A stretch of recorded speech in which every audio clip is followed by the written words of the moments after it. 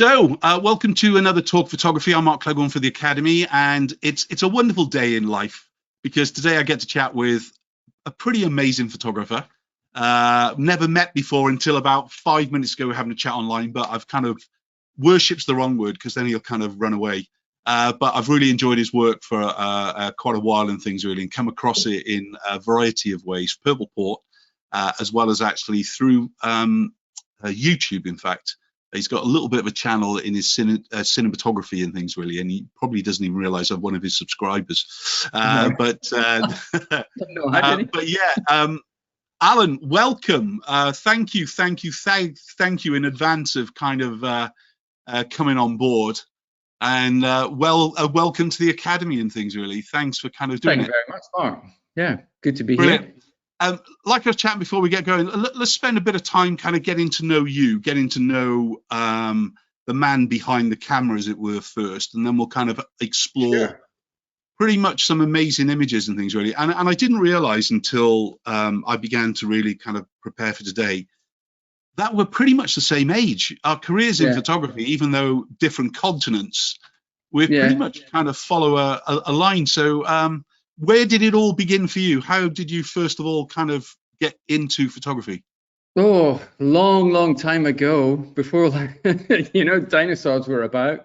I initially was, it came from school initially. So school, I always wanted to become a designer or be in the arts field. And my dad didn't really agree with that. So I thought I'd find something a little bit more technically challenging, but still artistic. So I took up photography. My dad was a keen photographer as well.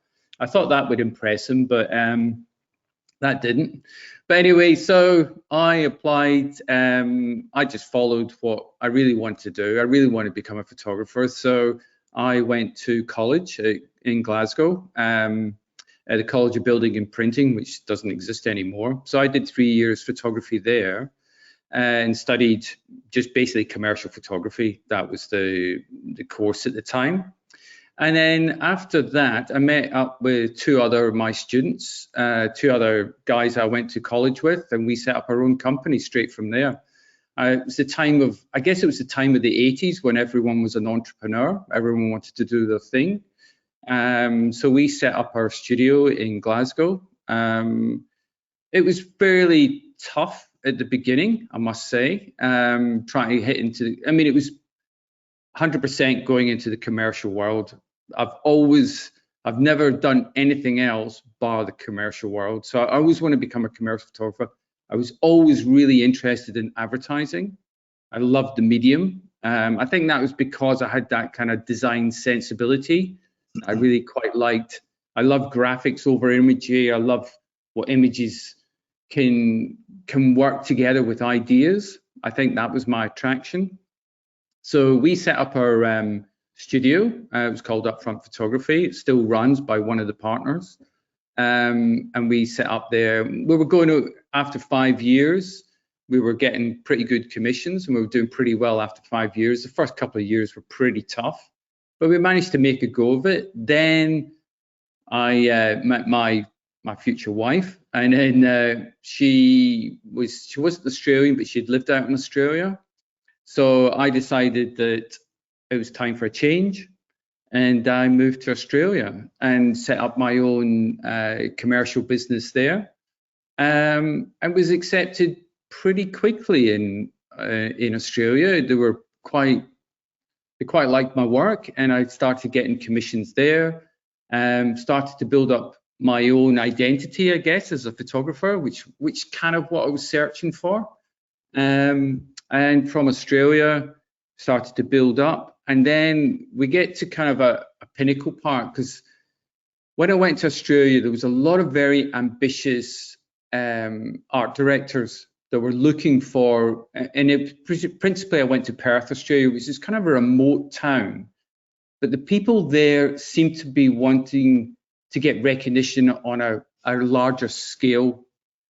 And so they were like, they always try and punch above their weight because they are kind of forgotten part. So I met up with some really interesting characters. There's probably a pinnacle of like 3 or 4 people that are still very good friends today. And they were very ambitious and very clever art directors. So from there, I started shooting work that was getting into Archive magazine. We started to win Cannes awards. You know, they were coming up with really good ideas, and I was using my skill to elevate their ideas. And then I started to get this kudos that we're actually quite award-winning photographers. You know, it wasn't just me, it was the ideas as well. And I really like that sort of collaborative feel. I really started feeling that this is where I actually belong. This is such a great feeling that both the people that you're traveling as a career were both winning, you know. And it was awards then started building your awards were, I guess, if you could say one thing that really started to elevate you was winning awards, not photographic awards, but advertising awards. That was the key for me because I could sense a purpose there. Winning photographic awards, you become internal, and advertising doesn't really pay attention to that. They're more interested in themselves. They like to see ads, and if you piggyback on their awards, I mean, the photography was still quite elevated, it was still good. You become the award-winning advertising photographer, which is into their market. So I guess from a marketing ploy, it was clever, but you also grow with these people that are quite ambitious. So from there, I won those awards, and then you start thinking, oh, well, he's a Cannes photographer, which gives you marketing kudos. And then we get to the point where my opening image, I did this campaign for Stolichnaya vodka with one of my art directors. He moved to Sydney, then he gave me this Sydney job for Stolichnaya vodka. We went to Russia and I shot it in Russia, and it's kind of all these live images of Russia. And then when we came back, this is about 1999. I was going to ask, can we time frame this a minute? So when did you? We'll jump into an image now, I promise. As far as when you began the studio in Glasgow with your colleagues, what kind of time frame is that? So the studio. Oh, sorry. So yeah. So about 86, I set up the studio, and then were you there long together as a team? Sorry. Were you there working as a team for long then? How long did that? Like 5 years. So I left Australia about 1991. Okay, and working as a team, because that's quite common in the world of commercial photography, isn't it? You know, a group of commercial photographers get together. It's almost together you're stronger, as it were. Stronger together, especially at an early age, especially at a young age, because rather than hiring assistants, so one would shoot and one would be an assistant, or one depending on the style.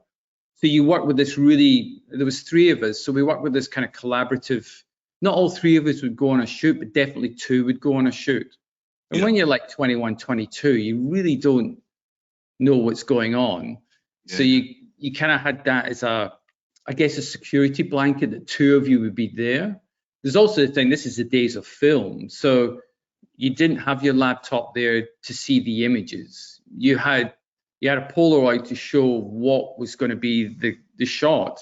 And then you would have to shoot film and stuff like that. So you would have someone there probably double checking that you got your exposures right. You were double checking everything. You had an extra pair of eyes on everything, because it's not like where we hook up to a laptop now and you've got 6 people looking around the laptop and you're actually the last person to see the image. You know, you're kind of muscling your way through 6 people. These are the days of when the sole responsibility was on you, and you were the only person that you had the shot. You know, so it was quite a different process then. And it was. Was this a drive-in studio, or just what kind of studio space were you kind of kicking off with in that? The first one was the first studio we had was in Glasgow, and it was pretty small. We had no idea what a studio should look like, so we actually picked a basement that was all black. We painted it all black. It was all wrong. If you could ever imagine what studios look like that, think of the opposite.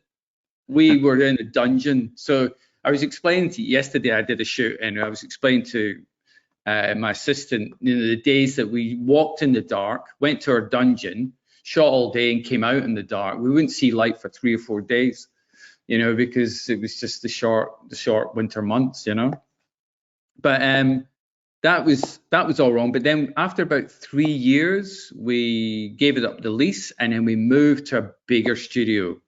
Okay. And then that was probably more like it was a drive-in studio. We had a big 3-wall psych.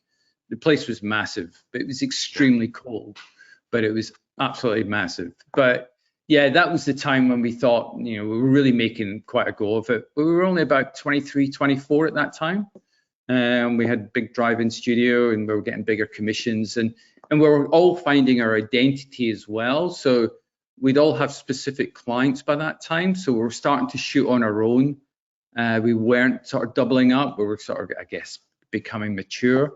And we were taking on an assistant that would come out with us on that. So the business was quite expansive, that we could I actually did a lot more exterior work. So I was out on the road all the time, and then while someone could be in the studio and shooting sort of whiskey work and all this kind of stuff, more product orientated work. But yeah, it was a good setup we had. But then, like all things come to an end, things change, and around about 1990, 91, I just had a burning ambition that it was becoming a bit Groundhog Day, and I just wanted a change. I wanted a change of scene. I wanted, I guess, my own identity and what I wanted to do. In particularly my work, I wanted to have much more identity, because that was one of the policies of the company that I actually made the policy, that all the work shot by the company, the upfront photography, was owned by the upfront photography. No individual name would become superior to anybody else's name. So it was always about the company. And I guess after 5 years, I thought, I want my own identity, So I decided to leave, and I went to Australia, and I just set up my own. I didn't set up my own studio. I shared a studio with an existing photographer in Perth. So what were the cultural differences when you kind of moved from UK to Australia then? Was it a massive shift, or? Not really. It wasn't really a massive shift. I found the clients being less aggressive. In Scotland, I felt some of the clients were quite aggressive, really quite bullying. When I went to Australia, they were much friendlier and very much more relaxed. That's one thing. I always remember, I had this studio shoot to do, and I said, "Oh, I'll do it over the weekend." And they went, "No, mate, just do it. Just do it Monday morning, it'll be fine." It's just like this kind of, the deadline seemed stretched. Everyone was quite interested in, this is the thing about Australia, I think in general, they're quite interested about people outside Australia, So I'm coming from overseas, and they're quite curious about what's it like over there, what's it, someone's come all the way from one part of the world to their country, and they're very, very curious on the work. They find it different, because obviously I'm showing them pictures of in the hills of Scotland and whatever, this, and they're quite interested in that. They're quite curious. They're not kind of, "Oh no, we're not interested," or close the gates. They're very, very, very much more open to people, or at least having a look at your work. They might not give you work, but they'll certainly look at it. And in a time frame, before we're going to move to the first image now, but in the time frame, did it take you long to get established in Australia, do you think? No, it didn't feel that long. I would say I got work pretty quickly, although it wasn't enough work to live, well off. But I'd say about 2 years, I was pretty established. And then I entered, again, I'll go back to the awards. They have these local awards that still run today, called PADC, which is Perth Art Director Awards. So I won, the first time I entered, I won an award there. So I'm up collecting an award in front of my market. and they really revere these awards. So the minute you win that advertising acclaim, you're on the map. Then people just want to, success breeds success. You know, they say, if you're successful, we want to be part of that. And that's how I got to know these art directors that started, that were quite ambitious and excelled. I kind of grew with them, you know. Did you miss the collaboration as far as having your kind of backup from Glasgow as such, or was it like a really I probably matured by that time. I didn't. I always do miss collaboration, but then I got the collaboration with the art directors. You know, so they were quite friendly. They weren't like, so what are you going to do? You know, they wanted to be part of it as well. You know, and I still have these relationships or these friends that are over in Perth, and we still do work together, believe it or not. But it's that sense of collaboration. I think I got that. I missed that as a friendship from photographer to photographer, but that transferred to client, art director, and photographer.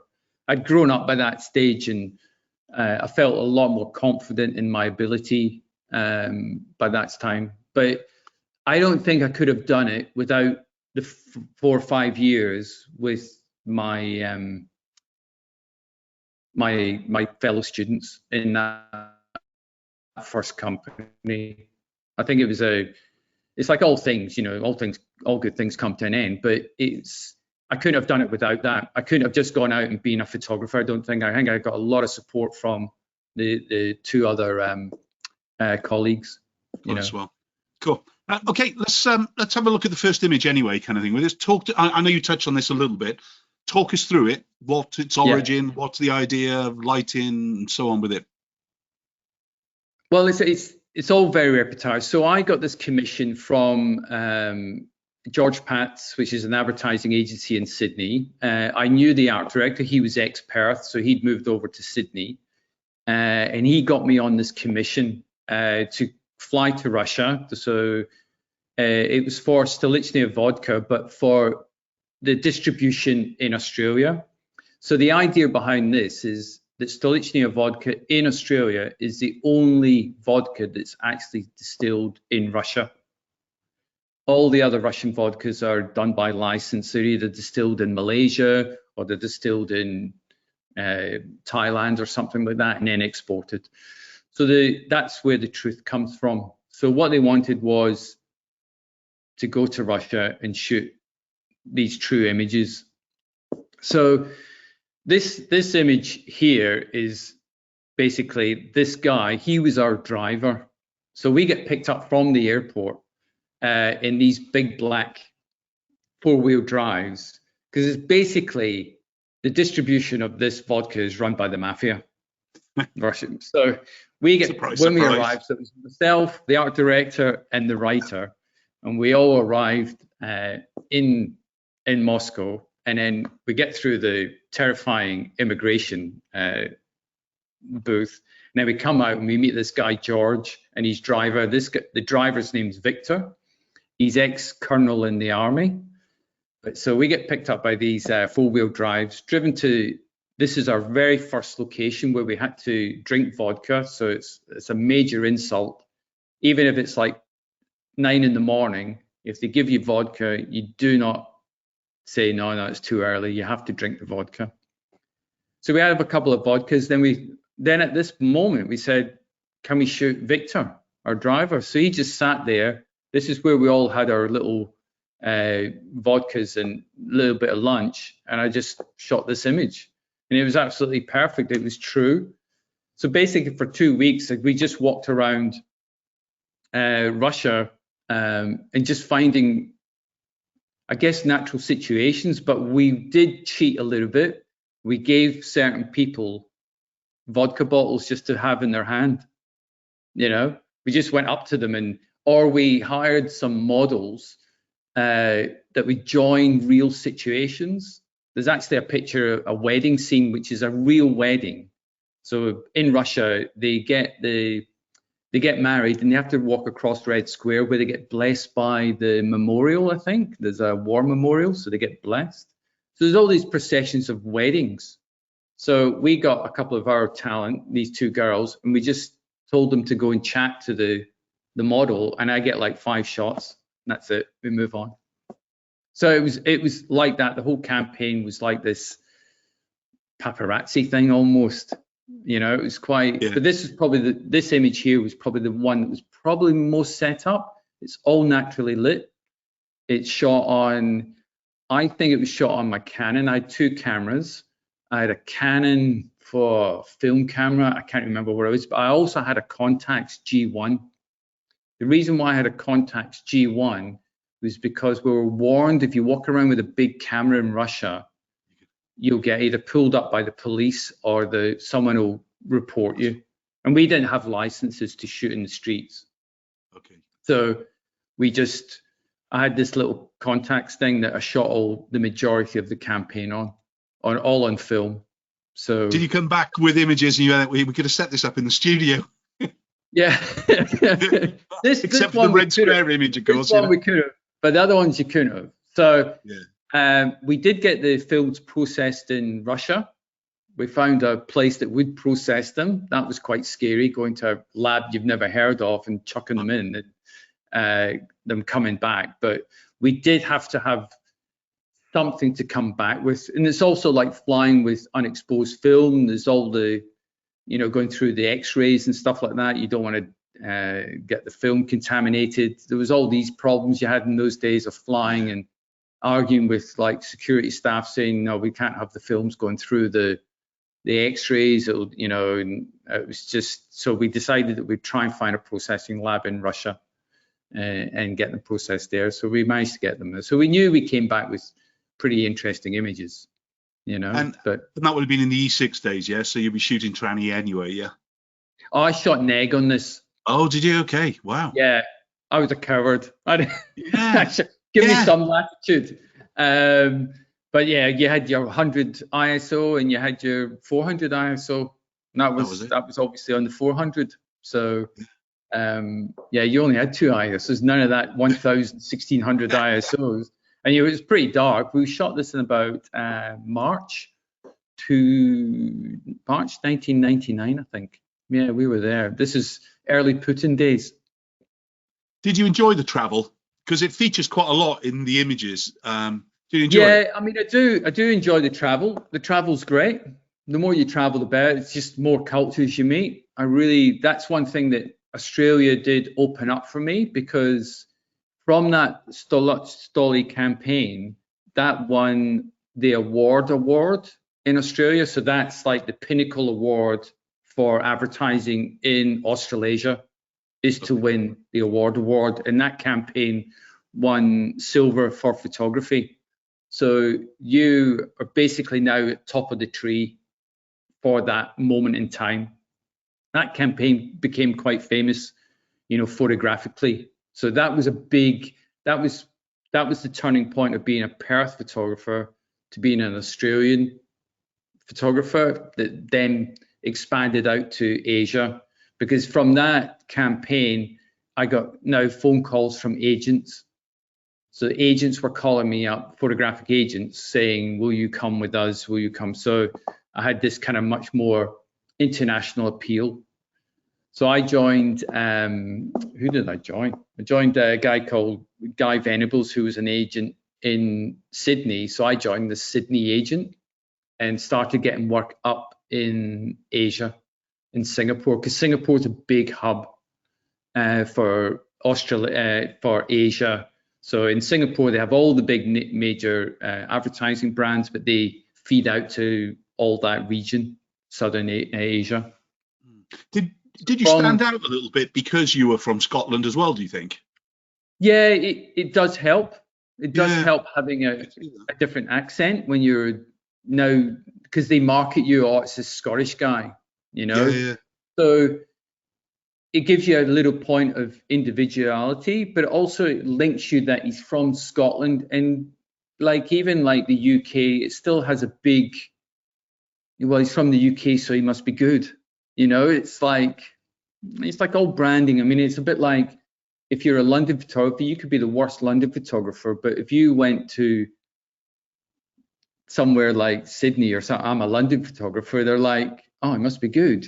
You just make that jump, you know, as we know, it could not be possible, but you know, it's just a little bit of branding, and it does help you being a little bit different. You have a different accent, you have different, you know, sensibilities and stuff like that. You have a little bit different outlook because you weren't brought up in Australia, so you look at things a little bit differently. By the way, this conversation we're having has nothing to do with the questions I've got. Okay, that's how all right. Two Blokes in a Pub works. Yeah. I'm sorry, I do go. No, it's great. I love it. No, it's me. I'm taking it down a different level. I've got to ask a question before we start to talk about this image. All right. Right. My last question, I promise, before we talk about this image is, if you kind of shot, this is going back then, Glasgow Day last, you're doing a campaign, and you go to Perth, and day one in Perth, you're shooting the identical campaign. All right, let's just say, what's the difference in budgets and fees? Then I know actually, it's then. Actually, very little. Excellent. Yeah. Okay. Very, very little. The fees. Oh, I can't remember the fees. We got. Oh, we were about £1,000 a day or something, and that just translates to about $2,000. Yeah. I found them almost identical. Yeah. There wasn't one place that was, oh my God, I get so much more money here. The big jump in fees was when you went to Asia and you went on an international. That's when it started to really have big fees. So because you started to get usage. So the big thing around about the end of the 90s and the 2000s was the usage image. So this leads me into this image that I'm looking at right now, is because this was for Hong Kong tourism. So this was a 10-day shoot that took 6 weeks of preparation. So I went from the now becoming like the awarded photographer, I got this commission to shoot 20 images for Hong Kong tourism. So this was a 6-week project. So I stayed in Hong Kong for 6 weeks shooting this. Now the fees were astronomical. I was suddenly now getting, you know, I actually in Australia I actually paid off a house on this one job. So the fees were just, I mean, coming from a guy that was, you know, coming from Glasgow, and I was on these kind of fees, there weren't huge fees, and then getting catapulted into this thinking, God, is this what these New York photographers are on? This is high profile. So this image, I mean, it was shot in film. It was excruciating. It was very difficult. All this image wasn't a moment. We actually set this whole thing up. All the images in the Hong Kong tourism was thought out, and it was art directed, and it was thought out, as in it was created. So this looks, I guess my niche was, I'm the guy that can go to a place, set it up, but make it look as if it's just been shot, natural.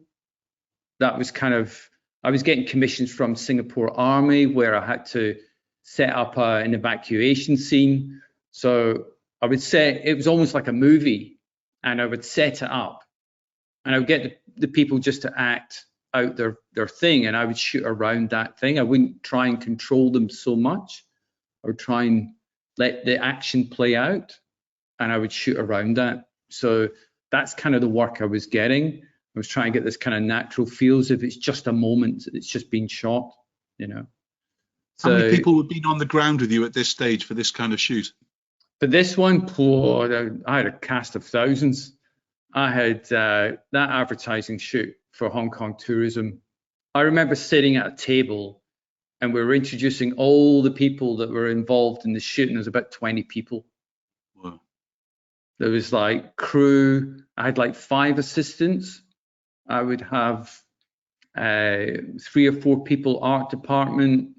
Oh God, countless. I had clients that flew all around the world to come and view the shoot. I had something like 8 clients that flew from all around, all the departments, all the Hong Kong tourism departments around the world. They all flew. The amount of meetings I was in was phenomenal. I was in meetings that would go on for like 6-7 hours. It's horrendous. Did you enjoy it?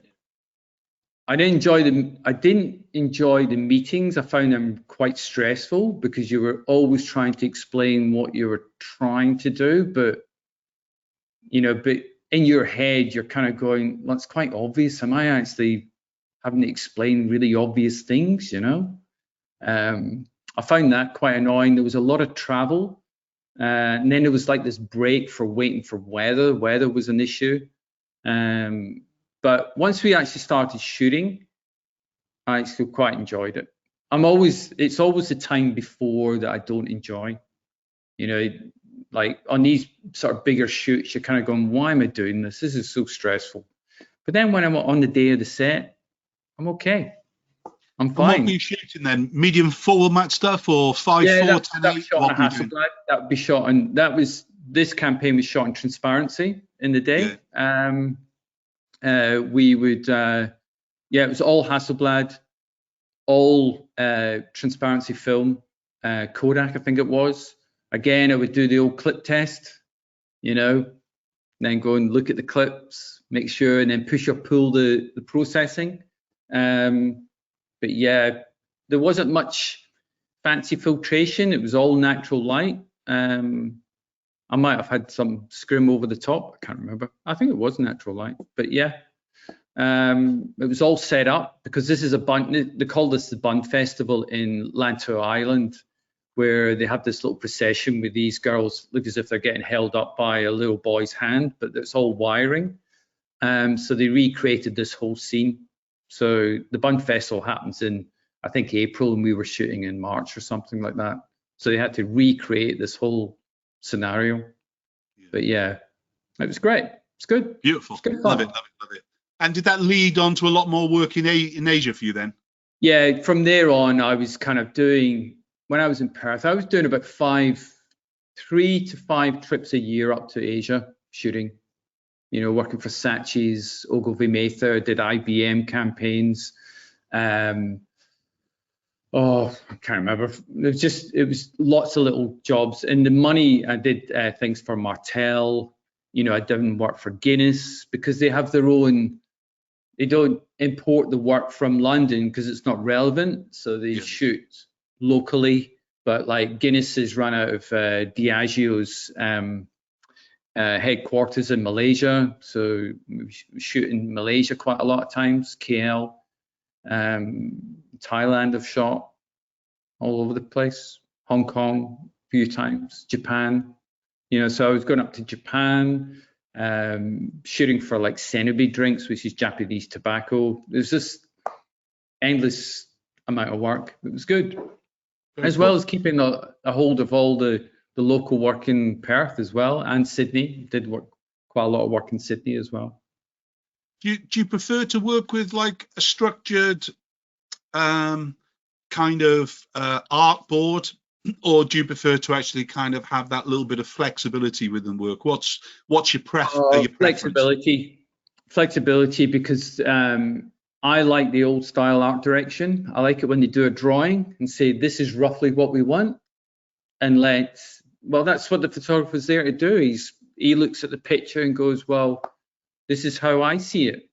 That means you're valuable. If you're just replicating what's in front, you're not valuable. You're just a technician, or you are a Xerox machine. You're just copying. So, and it's actually very difficult when you get too specific briefs. They're too specific. It makes your job really hard. Then you've got to explain to your client why your idea is better than the thing they've seen. So you're setting yourself up for failure. I think, and we can touch on to AI because they're now doing AI presentations, and I've actually told certain companies and advertising agencies off for saying, look, you're setting the bar really, really high. That's kind of unachievable as a photographic image. You're putting your client high up, and then you're going to get the photography, and it's like, well, this is reality. And they're going to go, oh, I prefer the AI, because you've set your precedents. Whereas the art directors that I know of my era, they would just do a simple drawing to show this is what we're going to get and this is how it works with the idea. And then we'll get Allan Myles, or we'll get another photographer of this specific style that will make it happen, and it will be a strong image. So they kind of set themselves up for failure if they go too specific, but then the clients get wooed by that. And this is how they win their clients. Say, oh, this is going to be great. And well, why don't you just use that image? Don't involve me. Don't give me all the pain. What do you feel about the photographer who's trying to be an art director, trying to be an advertising agent, trying to be a graphic designer and things, really? What do you feel about that kind of photographer who's trying to do all things as one? I think good advertising comes from good writing, right? So you tend to find some of the best campaigns it's the line. So it's the line that they make, the idea behind it. So that's the present. I don't know if photographers can. I might be wrong, but I know I can't come up with that line of thinking to link the brand with a line of thinking that is a strong connection, in advertising. I mean, I'm always admirable, and I always give the art directors that space that I'm not going to try and be clever and, well, why don't we do this? And that would be a great line. Don't step into their sphere. Understand their sphere and try and enhance their idea. That's basically the way I see my job. I'm not going to start writing commercial. And I just think trying to be that jack of all trades, I'm not sure if it can. Maybe the new generation can make it work. I don't know if it can. I think you come in. I think the collaboration between different minds and different ways of thinking, I think, is the key. I wonder if it's because maybe it's old-fashioned. Well, I was just going to say, I wonder if we could use that word on ourselves because we're the same age and we are dinosaurs. But but I wonder if it's because whereas you've shot an image as it's there, it's going to be there for a very long time. Whereas in today's world, the image is literally gone before it's out there. I wonder if there has that little bit of and I'm only, I haven't said this before, but John, I wonder if it is that little bit of, well, it's a quick campaign. I mean, you would never heard that word, quick campaign. You would have heard, look, we've got a campaign on a budget, but a campaign was still longevity. Yeah, 100%. I mean, like that, you go back to that image of the two girls in the Lantau Island. I mean, that campaign ran for 5-6 years because they kept paying me usage. They had to pay me every 2 years. So they paid me twice. So it ran for 6-7 years.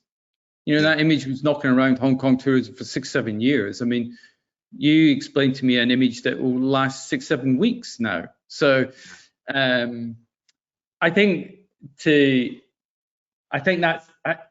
a little bit of an issue, that we don't get these long campaigns, so there's not the money in it anymore.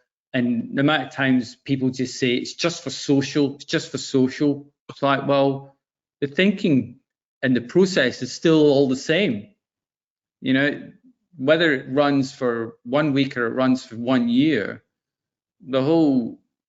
surely it should be a certain standard, and it should be, you're not going to say, well, we'll just shoot a crap image because it's for 1 week. It's like, do we have different pricing for that? If it's going to run 1 week, I'll just, shoot it on my iPhone. If it's going to run for longer, I don't know. I think I think that's the sad part of advertising photography, that we don't have these long campaigns anymore. I think everyone's viewing it on an iPhone, and it's so small. I mean, the amount of times that we flick through imagery on an iPhone that should really be on a wall and people look at, and we just flick through it and like, it's just the way things are, what can we do, and I think exhibitions are becoming more important now for photographers. I think to have something, imagery that people can sit and stare at, I think is now becoming it's just becoming important for a photographer to exhibit, I think. And I think that's one thing I've probably missed the boat on a little bit, and I wish I had done more exhibition work, but I've always been just trapped into this commercial world, you know. But yeah. Right, let's talk about the next image, the marathon training image, yeah? So this is shot in the Gobi Desert in China. It was for the Asian Games back in 2010. So I'm now 2010, and the story behind this is there's this marathon runner that trains. He gets a taxi out to the Gobi Desert and runs back home. He lives just outside the Gobi Desert. So this marathon runner that's going to be, and he was Chinese, and he was going to be going for the Asia Games. So the 361 is like your JD Sports of China. They're a massive, massive outlet for sports gear. So they were sponsoring this campaign in the Gobi Desert. But yeah, so on that job, I went from Eastern Mongolia, which is China. I went from there and I did a shot in Beijing, and then we went down to India and we shot 2 or 3 shots down in India into Mumbai, or Bombay, as they call it. It kind of sounds very glamorous, and I'm sure there's people out there thinking, well, how the hell does he get these great jobs and things? But that's going back to your agent, though, isn't it? Well, it's going back to the agent, also the people that you know. So this one came through a guy called Stuart Mills, who was the art director at Ogilvy and Mather in Singapore. Again, a lot of the time it comes from this hub in Singapore. It's a bit like the London of Europe, or, you know, Singapore holds all the major advertising agencies, but do a lot of the big brands regional for Southeast Asia. So it's quite a hub because there's a lot of expats there. So there's guys from South Africa, America. You know, you go there and it's like from England, Scotland. There's just a real strong expat, particularly in the about 10, 50. It's changed a little bit now. It's much more local, but there's still expats knocking around there. And again, the expats like to use people that they can trust and know. I mean, that's what every art director, you know, would be. Once you've got their trust, that's the key, you know, and they'll keep coming back because they know they can rely on you and rely on what you can offer. And you know that, I mean, it's not just the fact that you can take nice images, it's the fact you're going to turn up on time. The fact that you've got the attitude, you'll go to the next level, you know, you won't sit and complain. There's also the fact that you're actually quite fun to be on set with. I mean, if you're a miserable git, just moaning and moaning away, people will go, I don't want to deal with this person. Take really nice images, but oh my God, I don't want to spend a day with the person. So you've got to be kind of, not laughy jokey, be serious about it, but you've got to be the guy that's wants to keep taking images. You know, they say you want to spend an extra hour on it. Yeah, you want to spend an extra hour to get this image. We want to get this image, you know. So by now I'm in the digital era. I was just going to ask, when did the digital jump come? I was really late in the digital era. I just didn't like the digital look. I didn't like the digital cameras. I turned in about 2006, I reckon, 2007, which is actually quite late, you know. It was when I think Canon brought out their first or the second generation of digital camera. I thought, right, this is the time to change. One reason why I changed, I remember doing this campaign and I shot it, and then the client got the transparencies and scanned them and then made a mess of the grading. I remember looking at him going, so one reason I really want to go digital was because then I have control. I have the images. I don't release them until I put a grade on them or I have that say. You know, I didn't like the way that, because everyone was getting, like, agencies were getting into Photoshop, they were starting to mess around with images and all this kind of stuff. And I thought, well, I don't particularly like this. I want to get control back of my image. So that one campaign, I said, right, I'm going to buy digital, and I bought a Canon. And I quite like the fact that I had the images, I start selecting what they want, and I had this kind of control again that I could shovel them and say, look, and then I would do like a test grade on it and say, well, this is how I see it. And they're going, oh, great. I did it to get control back, you know, but I didn't get a larger format. I did Canon first, and I still, I guess my Hasselblad was starting to get pushed out into the dusty cupboard, and my 5.4 had gone by that time. Yeah. I still have my 5.4 camera, still in the attic. A lot of people went down the phased route, didn't they? Because that seemed to kind of. A lot of people went down the phased route, and I didn't like it because you had to tether. They didn't have the screen on the back initially. I think it's called the H1 or something like that. And that fitted onto the back of the Hasselblad. I was much later. I did get a phase 1 back, but I reckon it would be 2010-ish before I went down that route. I think. I can't remember. I think a lot of people. I did get the one that attached onto the old Hasselblad initially. Digital came with its new challenges for us, though, didn't it? Really, from film photographers, you knew what you were going to get. Do you know what I mean? You knew exactly what you're going to deliver. You want a certain color punch, you choose a certain tranny film. Yeah. You know, you want a less color punch, you use a different tranny film. And even though we had we have the control in digital, it also came with things like limited ISO. It came with heat. Yeah. We'd never worried about heat and kind of how it affected, you know, noise within an image. And there were challenges more for you guys in the commercial world, I think, than it was in the social world. You know, I kind of balanced the bridge between the two, as it were, but in the social world, we didn't need to worry because it's a quick image. That's it, you know, and it's delivering 400 ISO, 800 ISO, 1200 ISO. We couldn't even think about using 1000 ISO in film until Kodak came along.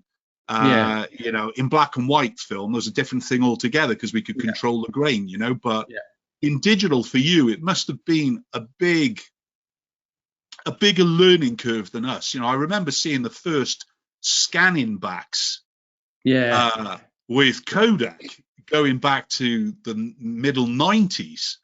And I was really going, well, it's no use for me. You know, product photography and everything else with it. But I just was not interested in the digital until the Canon came out. And even the phase, I knew a photographer in Perth that had really invested heavily in it. And I just looked at that setup and went, not for me.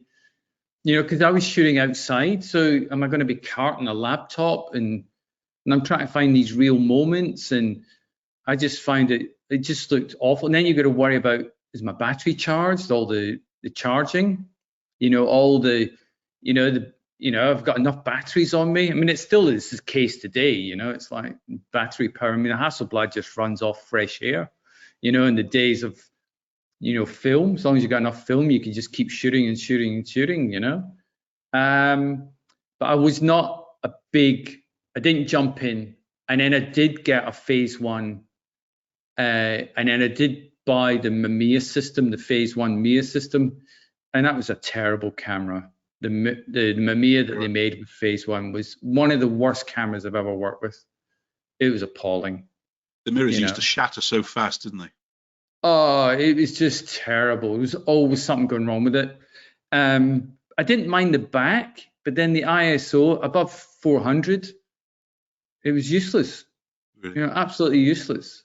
But in saying that, I did in 2014 invest in the IQ back. the newer backs. Sorry, you're flicking on. Right, I'm going off on the digital tangent. No, it was my question. Yeah, it was my question. I'm still in the film era. Okay. I'm still in the film era. I did jump there. That one was digital. This one was on film. And I went through the California desert on this one. I seem to go to the deserts. But this was for Corel plates. This is actually from Japan. This is a commission from Japan. So they came up with the tagline, tough plates for tough places. So we went to places like Barstow, which is a truck stop in the middle of the California desert. And we did all these, and we found these real tough guys all over the Midwest in California. Just did a road trip in a Winnebago for about 6 days. He looks like a Michelin chef of today, though, to be fair. That's right. Yeah. But yeah, we met some really great people. We just go in, and the art director and I would just go and say, do you fancy a portrait? It's just for these Corel plates. Gave him a plate and told him to stand there. Yeah. So it was a good commission, bit of fun. But this is through an art director that moved up to Tokyo, but he originally was from Perth. He's an English guy that came from, I think, Worcestershire, and then he lived in Perth, and then he went up to Singapore, then he went up to Tokyo, set up his own company in Tokyo, and this was one of the commissions that I did up in for the Tokyo market for Corel plates. Bit of a weird one. Yeah, it's amazing where you get these commissions from. Yeah. You know. Well, just to jump backwards from it, I suppose. When you're kind of going to shoot for, you mentioned Guinness, and I know you shot for IKEA as well. How and I know you're going to keep on brand. How do you personally adapt your style to to make sure there is this brand identity as such? Well, you are given certain brand lines. I mean, I remember shooting for IBM, and I got this book about this thick on their brand guidelines. It was an American photographer that had done the brand book, and you had to follow certain things. But that was the only time I've really, that I've only really been specifically told it has to look a little bit like this. We have got brand lines. When you get a commission, when you get to when you're dealing with these sort of higher profile campaigns, you are getting picked because it's you. It actually becomes easier in the higher you go up in the market, because you're getting picked for your style, things you do naturally. So you're not getting shoehorned into a job that I don't really feel, this is not really my job. Yeah. Because they will only pick you for you. So you're doing things that you do naturally, the way you see things, and they're actually quite respectful of that. When you go in the lower market, like in probably, let's say the Perth market, sometimes you're shooting things that you don't really feel it's you, and you find that hard. Like, no, I want it really front lit, and I really want it. And I'm like, I don't really like this. So why are you picking me? But in the smaller market, you might get those commissions, and you find them more challenging. The higher you go up, the more respect you have. So when you're in the meeting, when you say, I want it shot like this, they go, oh, yeah, okay.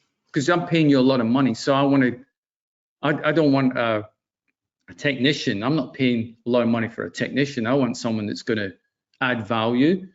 But then the things that come to your mind about ideas and the way you see it is natural, because that's the way you naturally shoot. So I find the higher you go up in the market, the easier it becomes. It's a bit of a strange one, but that's the way I've always found it. Because I mean, you will have to take their sensibilities, but then in the case of like IKEA, that was for a commercial. So you do have, when you direct a commercial, you have not a lot of power, but you have a lot of say in all the elements. Like, you'll set the color palette. You'll say, I wanted these colors, but you have to take in consideration what the client is. Yeah. You have to do your research. You're not going to say, all right, I think I'll just have it all orange.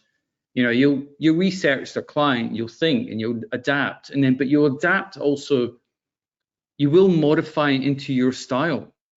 You know, you So we're going to go on to some portraits in a minute to do with the your personal work and so on with it. Before we get there, Allan Myles, you're now 25 and you've got this ambition of being a photographer, commercial photographer. You've spent a couple of years in uni and blah, blah, blah, but you know this is the career path that you want.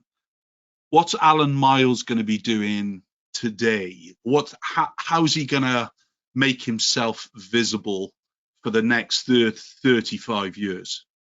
Oh, I mean, what's going to happen? I mean, the way things are moving so quick, it's, I've always said that ever since the digital era came out, it's almost like, I mean, maybe the old style advertising photographer has waned away a little bit. It's maybe we are in a bit of a dinosaur age, but people still, I mean, I still get quite a lot of work, but is it what I've always said, like if you're a mountaineer, right, and you do photography, it's almost like photography can almost be a little bit secondary. So you have to find your niche, perhaps, you know. So I always remember, like, because you can climb a mountain, now you can take really beautiful pictures without having to be a photographer first, then learn to climb mountains.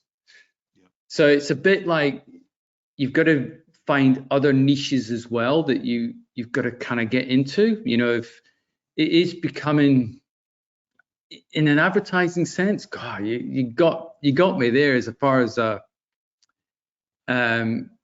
but in saying that, lighting hasn't changed. Lighting has become simpler because of the products we have now. So if I was ever going to concentrate on one thing, it would definitely be, I'd still concentrate on my lighting. You know, as far as trying to find your market, I would still go around agencies. You would still, because of the world as we see it now is different and it's much more accessible. So I think a lot of the time when you were back in the 80s, you were waiting for that commission. You wouldn't necessarily do a lot of your own work because it was costly. Film was costly. All these things were like obstacles. How do you get models? Back in the 80s, you had to go through an agency. If you didn't get on with the agency, they wouldn't release the girls because it was for free. You had to have to, you know, it's like all these roadblocks in the 80s. Whereas now, if you were to go and say, look, I want to shoot this kind of fashion looking thing or whatever, you can go and do it. As long as you've got a camera and you can rent lights if you need it, you can go out and shoot it. You've got accessibility to models, you know, through Purple Port or whatever. You've just got this access. And so if I was 25, I would definitely be I'd definitely be shooting a lot more of what I want to shoot continually, and building up a folio of like that, and then definitely making an identity. I'd still be going around the agencies because that's the keyhole to the work. But there's also so many different other avenues, from YouTube channels, Instagram. You know, you can be a guy that just travels around the world and just keeps shooting work and then building up an Instagram profile. You've got all these different platforms to do.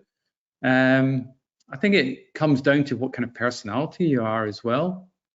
You know, if you're a bit of a talker, you can open up a YouTube channel and talk about stuff. And it doesn't matter what age you are. I mean, I know a guy in Perth, Patrick O'Sullivan. He's quite a well-known YouTube. He's actually on Patreon. It's called The Wandering DP.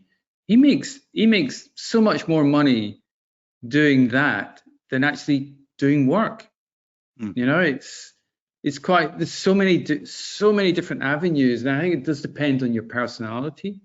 I worked with a young aspiring DOP in Perth recently, He assisted me on a stills job actually, but he was showing me his work, and he's probably about 25.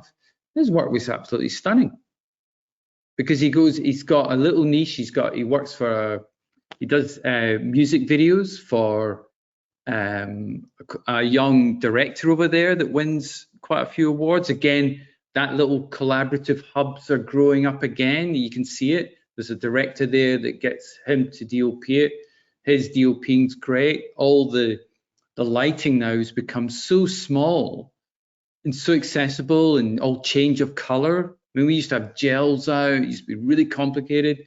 You know, look at these little MC apertures that they can light beautiful little scenes with, and just finding that sensibility. So you can see that, you know, these little collaborative units, it seems to be the younger people seem to do all these little collaborative things, and you know, some of the stuff's absolutely stunning. You know, it's finding.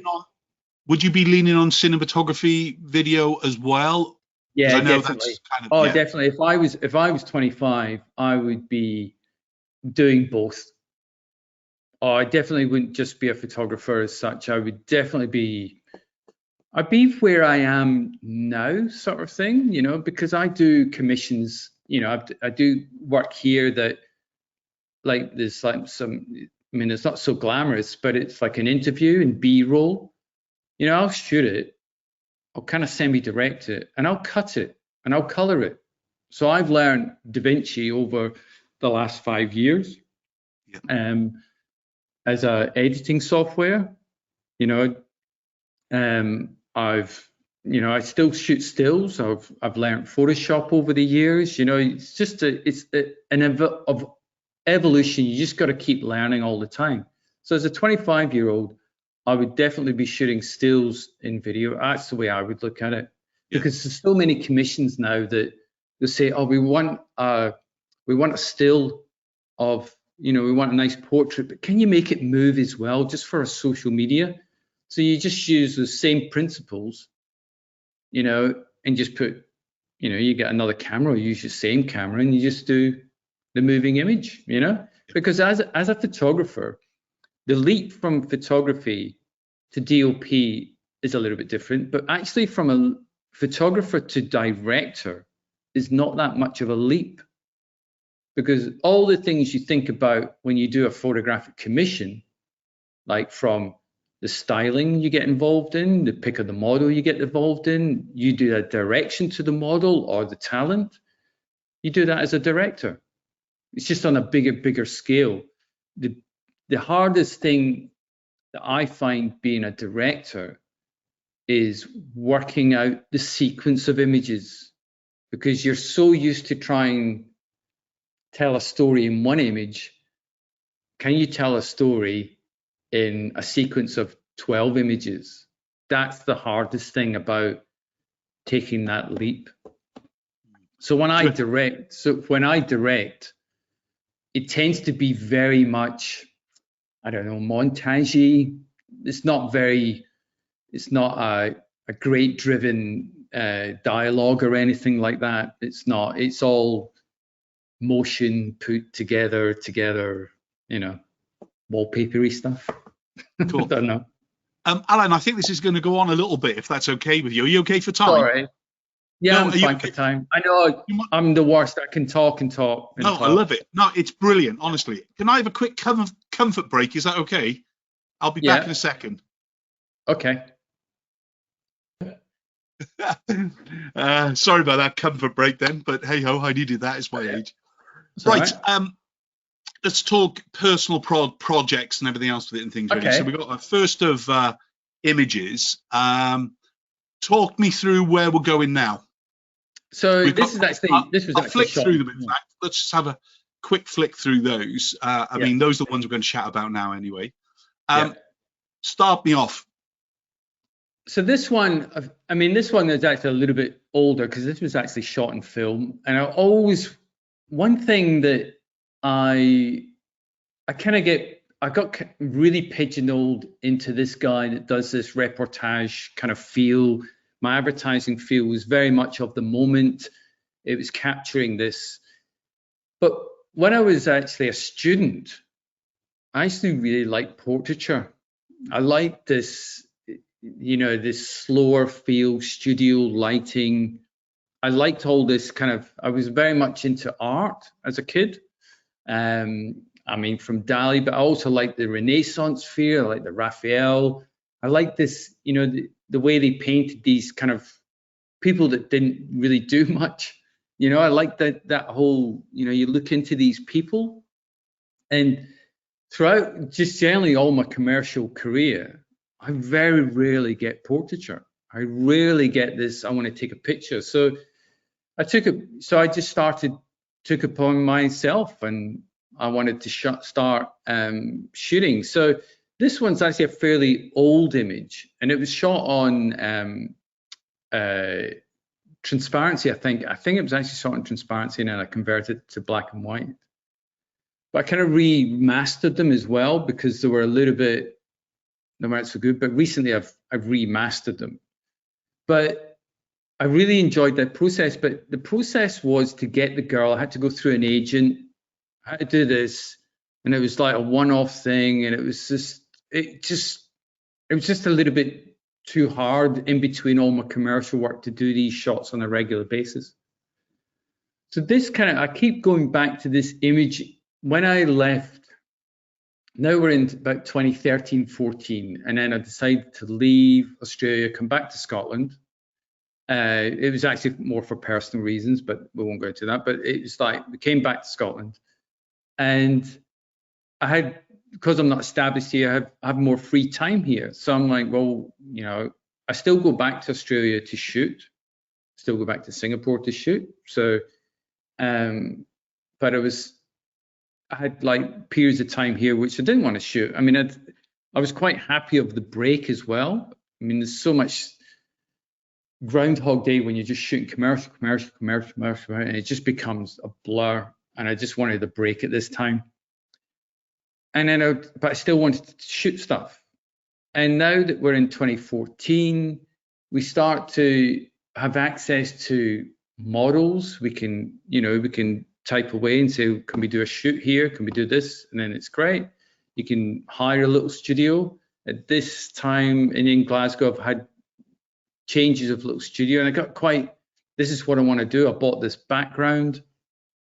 I can't, if we want to move on the shots. Yeah. So this was like I keep going back to that black and white shot, saying, look, I really want to do more of this. I really enjoy this whole process of shooting. So but I always like to also have a little bit of a purpose. Why am I doing this? What does this mean? Or what, you know, rather than just shooting portraits, I like to bind it, I guess, into like a campaign. You know, I'm not a fine art photographer, really. I don't think like an art photographer. I'm a commercial photographer doing personal work. So I still think in these things, how do these pictures bind together? What's the common bond? What's the purpose? You know, like an advertising campaign, I guess you could say. So I decided that because you can get access to certain people you like or whatever, that think, oh, she would make a really nice portrait, or it tends to be female, but because they're more accessible, I guess you could say. And if there was ever a purple port or models just for interesting people, I probably find that much more interesting. So I just wanted to produce these images. So where the abandoned chair came from was we actually found this chair that was abandoned in the back streets of Glasgow, and my daughter and I found it, and we thought, well, why don't we have this kind of revisited thing that was abandoned, and then it has its second life, I guess you could say. So that gave me the purpose just to start shooting personal portraits again. So then all the clothing, it's all vintage. It's all vintage orientated. So everything, I bought this background from Romania, from Unique Backgrounds, it's called. Yeah, it makes these, I mean, I know it's a motley background. They're absolutely amazing. Yeah. You know, I mean, I've been sent backgrounds by other companies. What was it? Kate Backgrounds? No, they sent, There's another company in the States, they sent me backgrounds because I've been doing this, but they're just not the same as this background. This background is just amazing. So I started to shoot this, and I just really fell in love with portraiture again. I just absolutely love, it's not that there's a pretty girl in there. I mean, that could be anyone, really, but I just love the process. I love the time that you take over the process. I like the feel. I mean, these are digital shots, and they are shot on a phase 1 system. It's the only time the phase 1, I've got like a very expensive camera. I have the phase 1 body. I have phase 1 lenses. It's all very expensive, but I never use it commercially. It's only my portraiture that I spin these cameras out. And every time I shoot on it, I just love the detail. I love the feel. It's just exceptional. Like, to me, I just want to produce like paintings. That's where I get the kick from, is that I can shoot and they just look like paintings, and they're very, very different to what my commercial work is. You mentioned about time just a second ago. In fact, I was going to ask you, are you enjoying this project because you don't have to, there's no pressure, and basically it doesn't matter if you come up with an image, as a commercial photographer, you cannot not come up with the image. You have to deliver. At the end of the day, that's why the agencies are rebooking you time and time again. It's because you're going to deliver, isn't it? Whereas when you're doing your own stuff, it's like, you know what? Let's just have a. It's like, it's chalk and cheese. I mean, it's so enjoyable. It's so enjoyable. It's just like, and you get. I mean, I know I'll get a really beautiful image because you're picking the model, you're picking this, you're picking the clothes, you're picking everything, all the bits together. And you're going to get something. But sometimes when, like this image, I think it's just beautiful. She's an interesting character.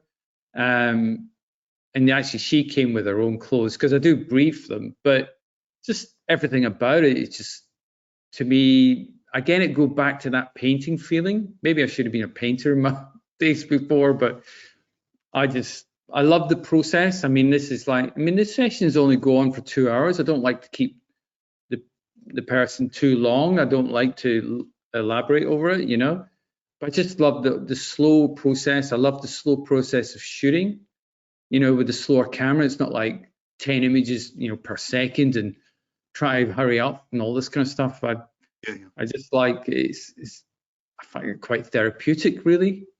And even the post I really enjoy. I love getting the image and then manipulating the images, going through the retouching.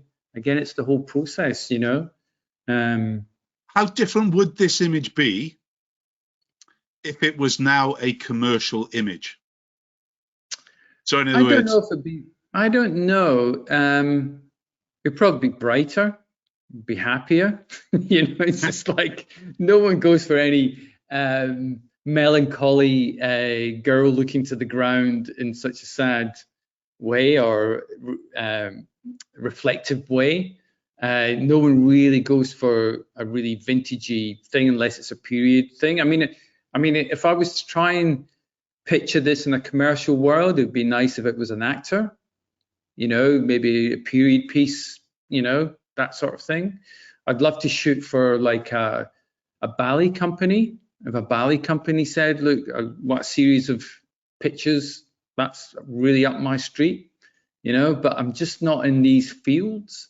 Say a well-known actor or someone says I need a portrait, that's kind of where I'd like to be, I love those kind of commissions, but they don't seem to come up, So have you got a small studio in Glasgow now, or are you pretty much shooting outside? I gave it away at the beginning of it. They tried to put the rent up, so I just got rid of it. These images were shot in my little studio in Glasgow. I did have one, but I'm still very friendly and still quite with my very first company in Scotland. Yeah. So he still runs the company that we started, coming up for 40 years ago, maybe. Yeah. So that still runs, and he's just around the corner from me, so I can use his studio when when I want. So I do have access to a really nice studio now. Whereas my little studio was like a little box. But because I work mainly overseas, or I work mainly out in the open, like yesterday I was in a train carriage. So I rarely do studio work, but now I've got good access to his studio. So hopefully I haven't actually shot that much this year, but hopefully maybe in January I'll start shooting again. You still enjoying what? Really nice. You're still enjoying it though? You're still enjoying the photography? Oh God, yeah, I love it. Yeah, I absolutely love shooting. I don't like the anxiety of professional shoots so much. I'm like, am I still feeling anxious? Why am I feeling nervous? I've been doing this 40 years, and why am I still feeling this way? It's because you can't change yourself. You can't change that you really want to do a good job. You can't change that pressure and the pressure is not from anybody else but yourself.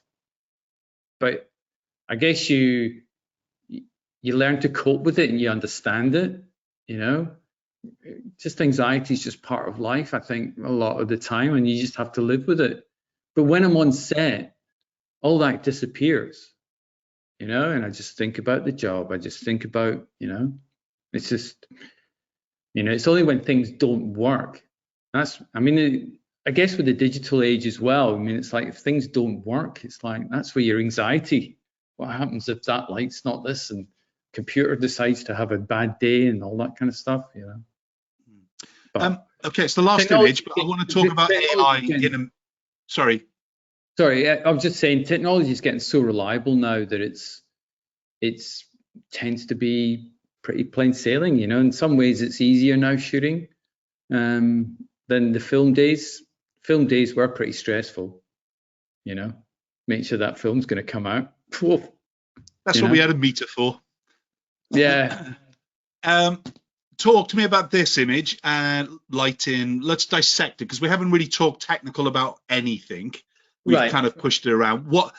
What's the setup with this image? What's the idea behind it? Again, it's my painting Raphael look, right? Yep. This image was right at the end of this session, and I got to wear this kind of this negligee thing that I had, and she went, "Oh, I love this," and she just laid down on this like this. I actually told it lay down, and it's almost like finding the pinnacle image for this kind of series that I wanted. Just everything just went perfectly well for this. Now, from a technical point of view, again, it was on the phase 1, and I don't think you'll get this feel out of any other camera. No. I just don't think, when you're retouching it and going through to get that kind of painterly thing and the processes that I go through quite a few post processes because I do quite a lot of the frequency separation. I don't know if you on the post, so I can really manipulate the painting feel. I just don't think that just when you actually the breakup of the image, what that phase 1 system offers, I don't think you can get it on the 35mm. There's something through the phase 1 lenses as well that optically it's got this kind of really creamy, smooth, from light to dark, it's all there, and it's not just capturing it. I just don't know. It's very hard to explain. I guess it's in a cinematography feel. It's a bit like shooting on an Arri, and then you're shooting on a Sony. It's like it's just the way the sensor rolls off the highlights and the shadows roll into the mids. It's just the way it does it. It's like using high-end quality. But when you see an image on a Facebook or a Instagram, you don't really appreciate it. It's when you take time and you start looking at it, and when it starts going large, when you print these images out, that's when you start to see where all the quality of the camera comes in. There's just this certain magic. From a technical point of view, from a lighting point of view, I've actually changed from the first set of portraits to the second, I've actually gone, this would have been done on my Pro Photo setup. So I have a 2 light setup. It's mainly just one light. The one light goes through a brolly, and then it's got the skirt, and then I'll double diffuse. I'll have another diffuser, so it's 1, 2, triple diffused. So that'll be the main, and then what I do is have a light behind me that bounces off white, and that is my fill light. So that doesn't do anything but control contrast. It doesn't like light, doesn't put any, it just fills in the shadows a little bit. That's the only thing. And that's the only 2 lights I have. I will have flags and everything to stop the light from going on the background and all this kind of stuff. It ends up quite a messy construction. The thing is, I'm never one of these people that shoot, oh, there's my scene. You know, I rarely do behind the scenes. I always forget. But then I'm looking at it going, if anybody saw it, it's absolutely a flipping mess. You know, it's an absolute mess that's what's going on here. How can you take a picture? But, you know, I guess that's the older way of thinking. We tend not to shoot. I always think, who's really interested in that? Who really wants to see what? Don't they want to see my image, not behind the image? Who's interested? I've got no idea who's interested in that. But apparently there is a lot of people interested in that, you know? Well, the one thing that you just said that you wouldn't hear a lot of photographers of today say is what, do you think? The one thing that you wouldn't hear them saying? Oh, they would say, well, what's your light setup? Can you show me? They wouldn't say the word fill. Yeah. It almost doesn't exist in the modern day photographer. A fill light is me and you. It's that mate in a room that really hasn't got a conversation, but he's always there. And basically he's there to do a job. Yeah.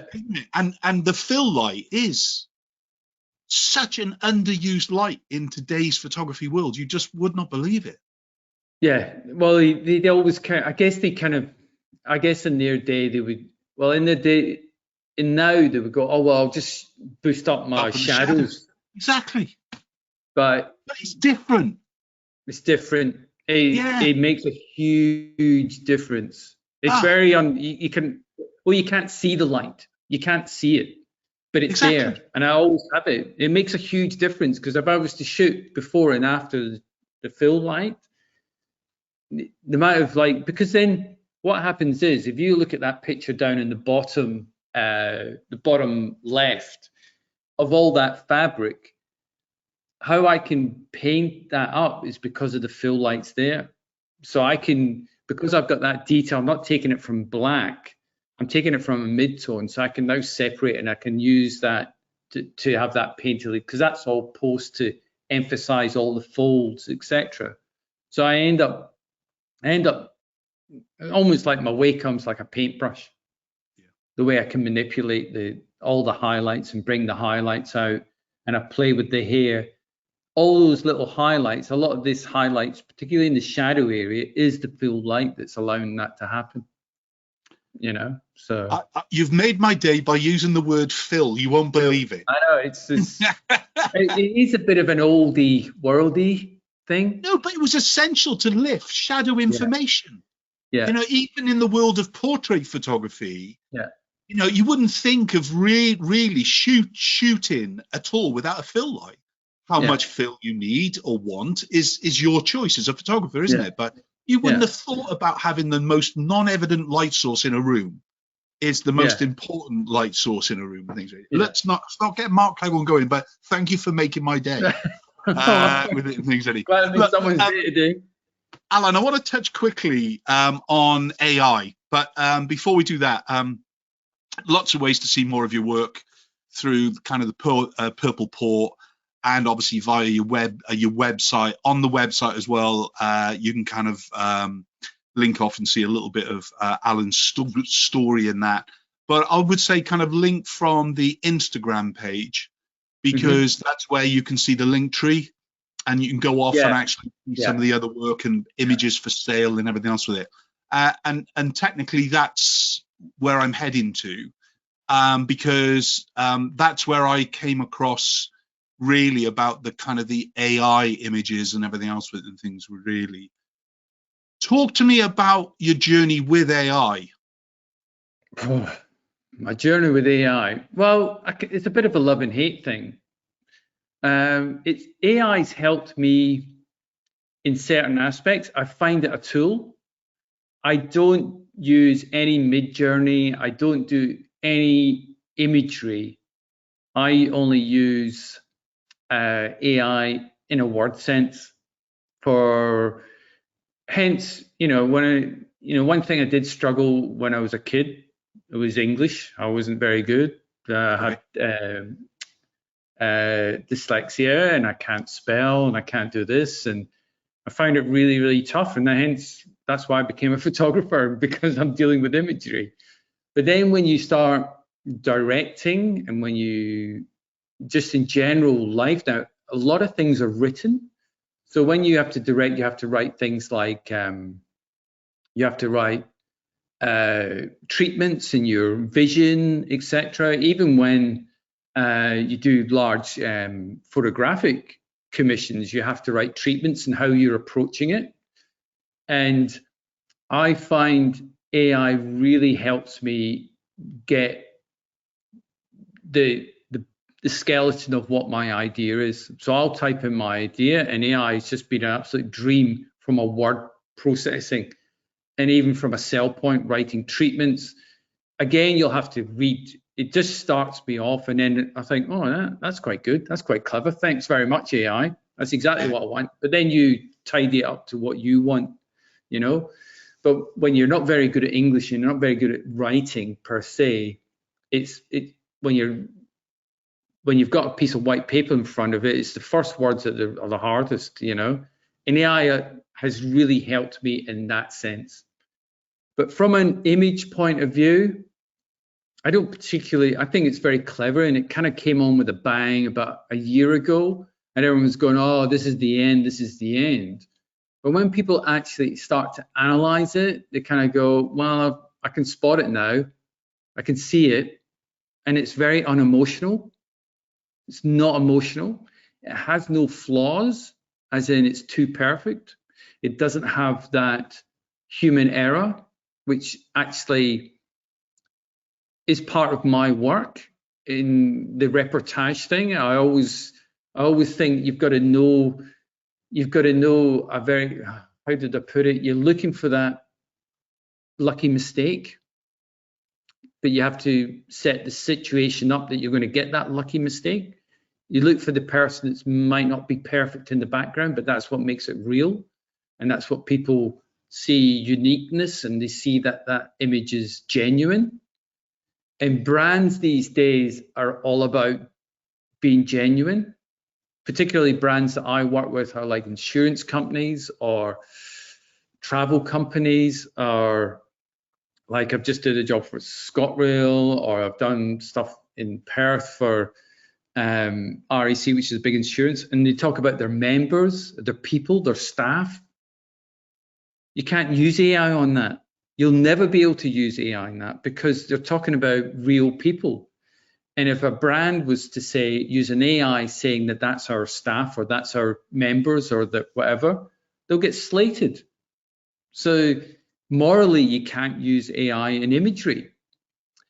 And even when I was speaking to an art director yesterday, and he briefed me just by drawing pictures, right? And that's old school.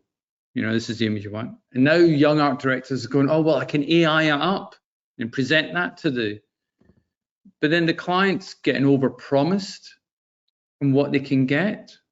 Yeah, but we'll shoot it. Like, well, you can't shoot it because it's not real. You know, it's like, you know, you've shown your client this amazing image with all the hair flying. Well, you're just not going to get that.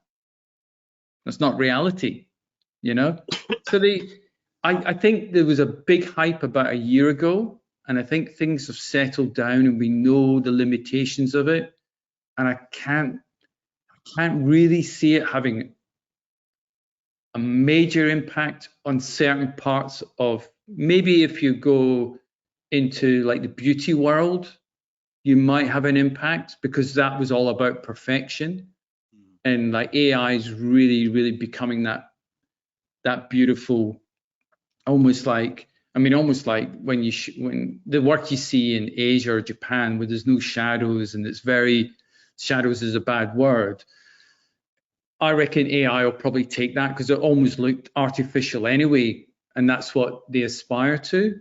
But I think in certain cultures, down in Australia, through Europe, and in some parts of Asia as well, they like that genuine, real feel. I don't think AI will start to inhibit that. And morally, companies can't use it.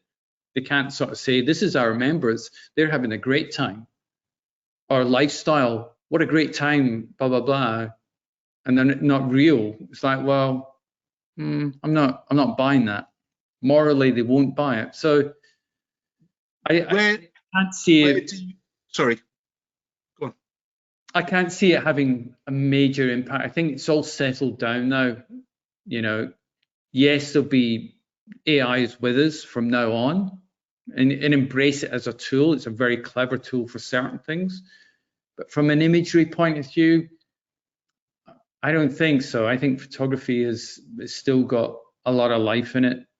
I think people see that genuine moment. They get that feel. They look for the mistakes. They like the flaws. It's like a diamond. A diamond is, the way to see a real diamond is through its flaws. If it has no flaws, it's not real. The conceptual work that we're looking at on screen now, like Orangutan in Glasgow. Yeah. What's the idea behind this? Oh, it's a little bit of fun. Like when people think about Glasgow as being a bit of a hard town, or a bit, there's nothing but animals up there, and it's a bit of fun with that. It's like what you get. You say you're from Glasgow in certain parts of the world, and they go, "Fuck, it's fucking tough there, full of fucking animals." I say, "Well, yeah, there is. There's an orangutan in it." So it was a bit of fun. It's just a bit of fun, And it's not really, again, it's not really typical of my work, but no. I had a bit of fun with it, and it's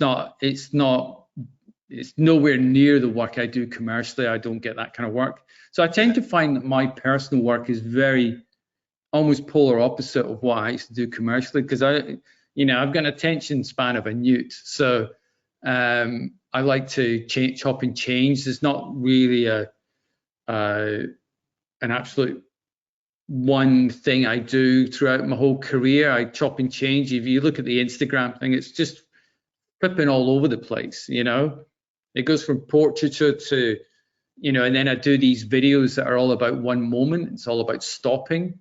So it's just like 30 seconds of nothing, and then I chop and change into my commercial work, and yeah, it's all over the place. That's all I can say. I have no, I've never set up an Instagram to say this is my genre and I want to get these followers and blah blah blah. It depends on what mood I'm in. I don't post for like 2 months and then suddenly there's about 6 posts. It's kind of a love-hate relationship with Instagram a little bit. Yeah, I'm not a social fan myself, even though we all do it. Yeah, I don't know. It's just it's a mystery to me. It's a mystery to me. Some people do it really, really well, and good on them. I was never liked in school, so I don't need to be liked online. It's just another focus for photographers. If they want to say, I want to be an Instagram photographer, it's great. Photography's never been more alive when you actually look at it. Oh, yeah. Everyone takes pictures now. Whereas you go back 40 years, it's like, they never turn out. They never turn out. It's like, well, now they do. We just record the world as it is, I saw something a couple of years ago, and it was, I think, more photographs are taken in one day. That's right, yeah. Around the world than they are were in a year or something like that. With things, really. But and the amount of images. But the good news is that the kind of good comes to the top, isn't it? People are scrolling quicker through bad, so they don't pay attention to it and things really, and then they pay attention to the good. Allan, I think you and I can actually talk everything to death, and whether it's just because we're solitudes and we need people around us. But I've absolutely loved every minute of almost an hour and a half that we've had a chat and things. Really, I'm gonna have to break it up into 2 parts, otherwise I'll get stoned. 2-part series of Allan Myles. Oh my God. Alan, I hope, honestly, I can get you back again for another chat, because I just love chatting with you. And please do take the behind the scenes shots, because there are people out there who want to actually see, the real, as it were, But it'd probably be better to illustrate it, to be fair, but I always forget. You got too much on in the creative sphere. I think, who wants to see this mess? It is a bit of a mess, I must say. No, Alan, thank you so much, and sparing the time. And I'm so glad we couldn't do this live. I apologise for all those who should have been watching it live, but we had to reschedule because you're a busy boy. Sorry. But it was for my benefit, because we've almost gone on, as I said, for an hour and a half, which is absolutely brilliant. So thank you. Yeah, no, excellent. Thanks very much, Mark. It's a lot of fun. That, you as well. I'm dragging you back again, kicking and screaming, no matter what. No worries. Take care now. See you soon, mate. Cheers, mate. Have a good one. Bye-bye.